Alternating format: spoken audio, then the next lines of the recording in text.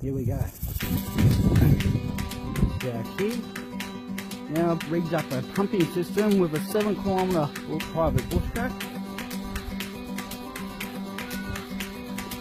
Heavy concentration of pylon. It's now full of water sitting on top of this. Now tell me your section of it. Sooner or later I'll be posting Coopers Creek. I've decided to walk up. Trying to make it done here. This is the Dusty Cook. Now a couple of things, if you're ever bushwalking in the outback, and I will always suggest this to people, is to always watch and listen for where you're going. One of the things you need to watch out for in the outback, especially in South Australia, here where I am at Inaminka, is we have the inland taipan. Now the inland taipan is the most, and I mean the most, aggressive, territorial and toxic snake in Australia. You may have thought that a deaf adder was, but when it comes down to it, a deaf adder cannot strike you 8 times within a couple of seconds. If you get done out here, you may as well say your prayers, because you're not going to make it back to civilization. Another thing you will find out here is scorpions and spiders. Now I'm a bit of an arachnophobe, so the spiders can stay the hell away from me. But whereas the scorpions, I'm not too concerned about them, and I find them to be quite a cool and intriguing creature. Now Coopers Creek, among from its beautiful turtles, its barcoo or grunter, yellow belly, and a few other species of perch, Coopers catfish, it's also well known for large, as you can see, freshwater mussels. Now you'll find these everywhere around here. When the water comes in, I'll actually be able to go digging for some fresh ones. From what I hear, they're great bait.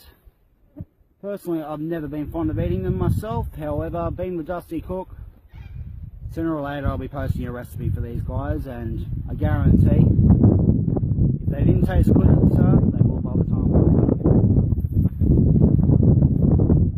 done. Now as you can see, as I said, it's quite vast out here. It's quite dry. There's not much colour going on. These little sections on the edge, as you can see where there's a little bit of colour, they're few and far in between. Mainly because we had a little bit of rain last Friday, and it's just given it enough to soak up.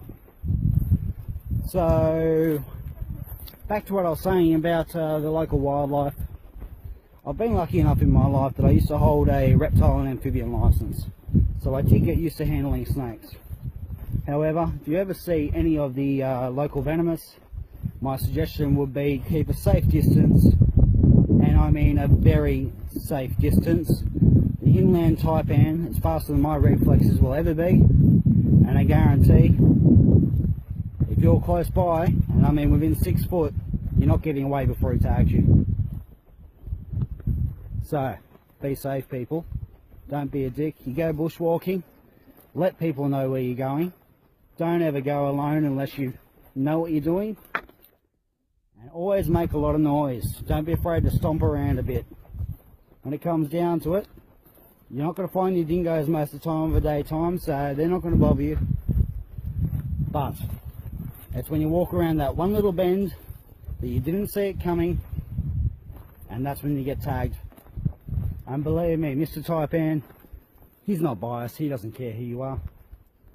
So unfortunately, it's not a good sign down here by the creek today. I've walked this creek bed no more than 3 days ago now, and you can see the water line already. Now, we're looking at about 4-5 foot drops since I was down here the other day, which is really, it's quite sad and it's quite tragic. Because unfortunately for the local wildlife, that means that they're running out of water down here on the creek bed. So, unfortunately, that is the harsh nature of the outback. You just really have to sort of roll the punches out here, stick together. In a couple of minutes I'll show you just how harsh. Now this really saddens me. I've merely walked a couple of hundred metres of the creek bed this morning. So as I said, I'm walking down Coopers Creek. I've decided to walk down the left hand side rather than going right as I usually would. Now in a couple of hundred metres I've found this,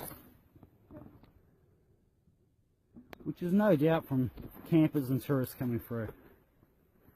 I can only stress this once, guys. Take care of the bloody country that takes care of you. I'll never understand people who don't respect this beautiful land we have. Now when you really take a look around and open your eyes in the outback, it's very nostalgic to understand what Burke and Wills would have went through.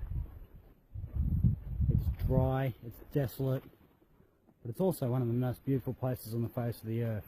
But everything can also change in a heartbeat.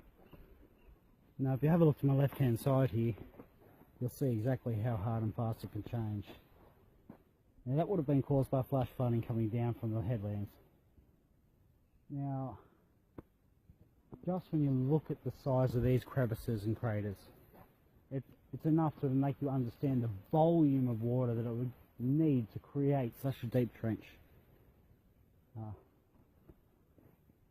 What can I say? You know, for myself, I look at that and I think, you know, how brave were Burke and Wills to take on the outback, you know? Going straight through from the bottom to the top, trying to make it right through.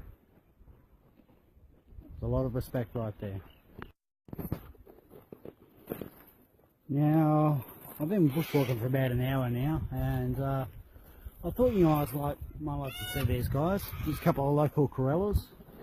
Now, I can only assume that I must be pretty close to a nest right now because they're not too happy I'm here. For the last couple of minutes they've been squawking their heads off at me. Don't worry guys, I'm not here to bother you. I'll be more worried about a goanna. Now as I was saying before about how desolate and dangerous it can be here in the outback, especially if you're not smart enough to mind your hydration and actually keep up your water supply. Now, as I've shown you, it's very dry out here at the moment. Now what people don't know, a lot of people wouldn't know, is that Inaminka is actually a cattle station. Now, this is a perfect example, as you can see right here, of exactly how rough it can get out here. So there you have it guys, that concludes our bushwalking today. Stay tuned, thanks for watching. I hope you learned a few things today. I hope you learned a bit of history today, a bit about geology, and when it comes down to it, I get the luxury of doing one thing and Burke and Wills never got to do. I get to go home tonight. So this is the Dusty Cook. Go get your bread stirred.